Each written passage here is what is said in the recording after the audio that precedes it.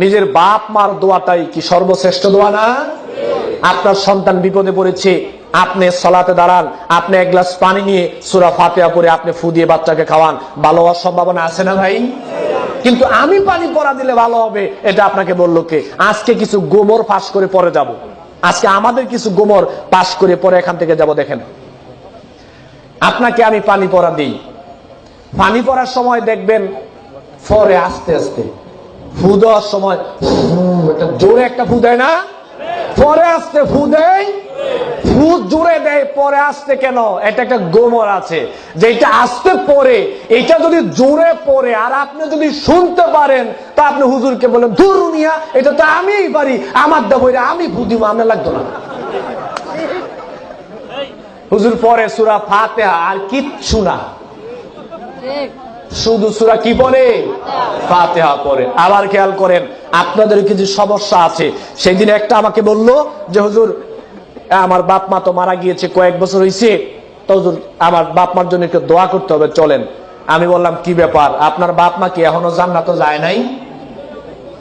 কারণ প্রত্যেক বছর তো আমাদেরকে নিয়ে দোয়া করান জান্নাতে ফাড়ানোর জন্য, তার মানে এখন দোয়া করলে বোঝা যাচ্ছে যে আসলে জান্নাতে যায় নাই। কয় ভাই এটা কি বললেন? বললাম যে ভাই এত বোকামি করেন কেন?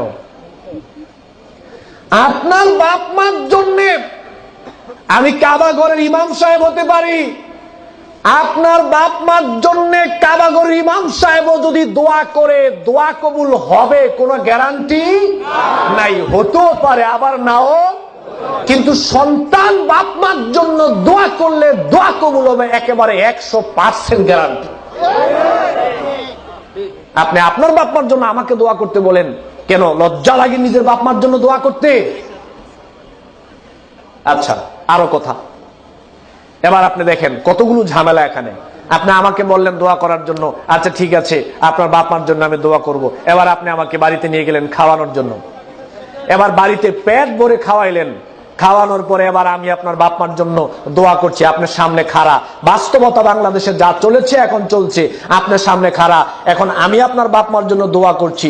দোয়াতে কি কান্না যে হুজুরে কাঁদে, নিজের বাপ মার জন্য হুজুর কাঁদে না, হুজুর আপনার বাপ মার জন্য কাঁদে। আসলে কাঁদে না, পুরাটাই অ্যাক্টিং, একটাও কাঁদে না, চোখ দিয়ে একটুও পানি আসে না কারণ আমি নিজে জানি না। এরপরে আপনার সামনে দাঁড়ানো বলছেন হুজুর দোয়া করেন বাপ মার জন্য। এই যে দোয়া ধরে 15 মিনিট আপনার সামনে হুজুর আপনাকে আপনার বাপ মার জন্য দোয়া করছে, কি সুন্দর দোয়া যে করছে, একেবারে দোয়া করতে করতে এমন অবস্থা হয়েছে যে বুঝে গেছে মনে হয় জান্নাত গেছে, আরেকটু বাকি আছে।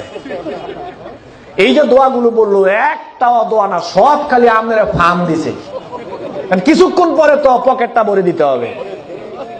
কেন বলছি কথাটা দেখেন, এই কথাটা বলতাম না।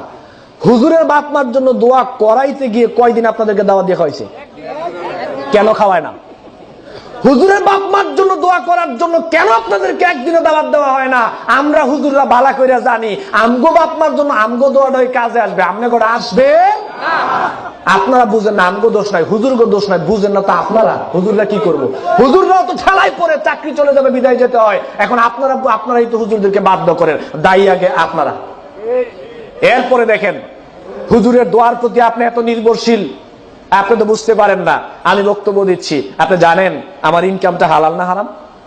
জানেন আমার ইনকাম হারাম হলে মরার আগ পর্যন্ত দোয়া করলে আমি দোয়া, আমার হুজুরের দোয়া কবুল হবে না। আমি অনেক বড় বক্তা হতে পারি, কিন্তু আমার ইনকামটা যদি হারাম হয় আমার নিজের বেলায় তো আমার দোয়া কবুল হবে না, আপনার বাপেটা তো পরের বেলায় আছে। আপনি জানেন আমি শিরিক করি কিনা? জানেন আপনি আমি শিরিক করলে আমার দোয়া কবুল হবে না, মৃত্যুর আগ পর্যন্ত দোয়া করলে দোয়া কবুল হবে না। আমি বেদাত করি কিনা আপনি জানেন? আমার বাপ মার সাথে সম্পর্ক ভালো না মন্দ আপনি জানেন? বাপ মার সাথে যদি আমি হুজুরের সম্পর্ক ভালো না থাকে, আমি হুজুর সারাদিন দোয়া করলে দোয়া কবুল হবে না। রিদার রব্বু ফি রিদাল ওয়ালিদি ওয়া সাখাতার রব্বু ফি সাখাতাল ওয়ালিদি। রাসূল সাল্লাল্লাহু আলাইহি ওয়াসাল্লাম বলছেন যে এই সন্তানের বেলায় বাপ মা সন্তুষ্ট, আল্লাহ ওই সন্তানের প্রতি সন্তুষ্ট।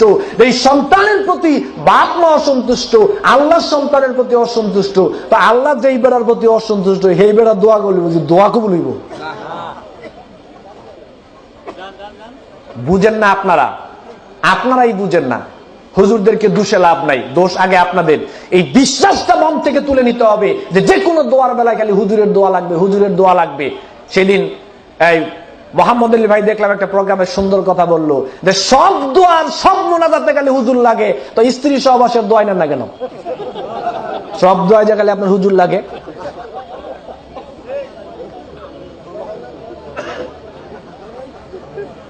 দোয়ার ভার আলেমদের উপর দেওয়া যাবে না। হ্যাঁ, আমাদের উপর দোয়া চাইবেন, আমরাও দোয়া করব, আপনারাও করবেন, কিন্তু কেউ কারো প্রতি একেবারে নির্ভরশীল হওয়া যাবে না। নিজের দোয়াটা নিজের কাছেই নিরাপদ, নিজের বাপ মার কাছেই নিরাপদ। সন্তান বাপ মার জন্য দোয়া করবে, রব্বির হামহুমা কামা রব্বায়ানি সগীরা। এটা কি হুজুরকে শিক্ষা দেওয়া হয়েছে না সন্তানকে বাপ মার বেলায় শিক্ষা দেওয়া হয়েছে? বুঝা উল্টা চলেন আর কি, বুঝেন সবই কিন্তু চলেন উল্টো। সম্মানিত উপস্থিতি,